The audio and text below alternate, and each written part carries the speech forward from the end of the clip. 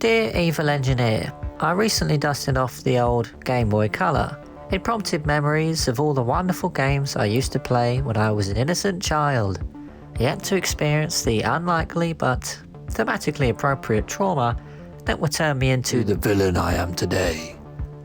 It also prompted me to think, if I caught a monster of some sort to keep as my sidekick, would it be possible to carry it around in a spherical pocket-sized device to release at convenient moments? The monster could thus be nicknamed, to pull a completely speculative name from the air, a pocket monster. Yours, a villainous gamer. Dear villain, a superb idea. So-called pocket monsters would be such convenient companions that, should this incredible storage technology exist, one must feel inclined to catch them all. Let us consider how we may approach storing a living creature in a much smaller space. The first obvious path we could go down would involve shrinking the monster. While there have been occasional demonstrations of impressive shrink-ray technologies, these tend to involve prompting certain molecules within a smart material to form bonds in a way that draws in the material, causing it to shrink. This, though, is no more relevant to the pocket monster problem than a drying sponge shrinking. When it comes to shrinking ordinary materials, there are two options: compressing the atoms or getting rid of some of the atoms.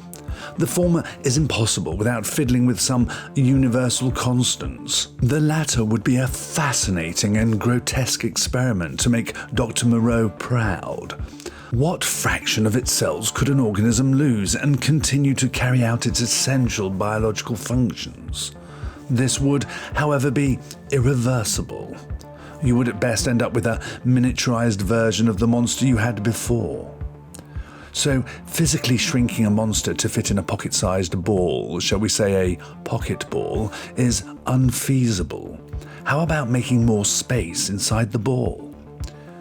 In theory, you could have a pocket ball that appears 3D but contains a larger 4D space. This is easier to comprehend with an analogy that uses familiar dimensions. When you look straight at a cube, it appears to be square, but we know it really extends into another dimension.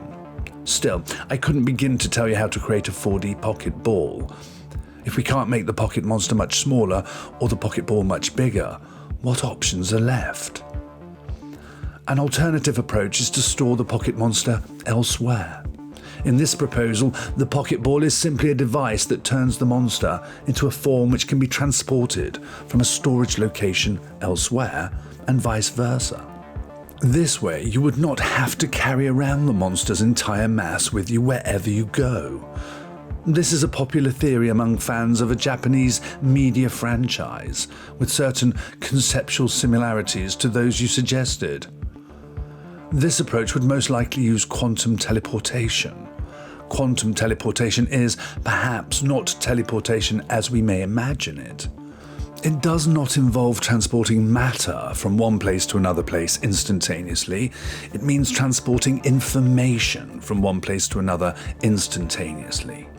The basis for quantum teleportation is quantum entanglement, the spooky action at a distance, whereby the state of one particle affects the state of an entangled particle, no matter the distance between them. Using quantum entanglement, the state of a remote particle can be manipulated, permitting instantaneous transfer of information. This is also the basis of quantum cryptography. Scientists have demonstrated quantum teleportation with photons and atoms, including cesium and rubidium atoms. For instance, in 2017, Chinese scientists teleported a photon from the Gobi Desert to an orbiting satellite. Although it has only been demonstrated with microscopic objects, there is no physical law that would prevent the teleportation of macroscopic objects, such as a pocket monster or even a human. A speculative University of Leicester paper published in 2013 in the Journal of Physics Special Topics examined the feasibility of performing quantum teleportation on a human. It estimated that a human could be represented by around 2.6 times 10 to the power 42 bits of data, which includes the DNA pairs making up the genomes in each cell and the data stored in the brain. This is a colossal quantity of data. For comparison, the quantity of data on the internet is only in the zettabyte, 10 to the power 21 bytes range. This means teleporting a human would require the equivalent of the entire UK power supply for more than 1 million years and, with the best bandwidth available, would still take longer than the age of the universe to transfer. Once all this data has been transferred, there remains the challenge of reconstructing the human. It is possible to 3D print using bioinks of living cells, but the technology does not yet exist to print a nematode, let alone a pocket monster. There is no fundamental law of physics preventing this. It is just immensely complex and time-consuming. Quantum teleportation also raises an ethical and philosophical problem.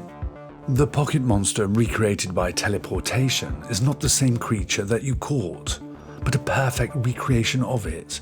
Even villains know that the bond between a person and their pocket monster is important.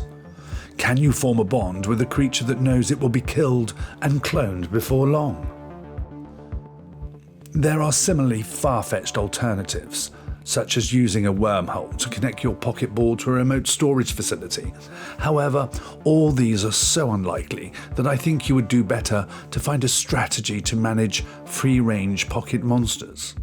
Yours, the Evil Engineer.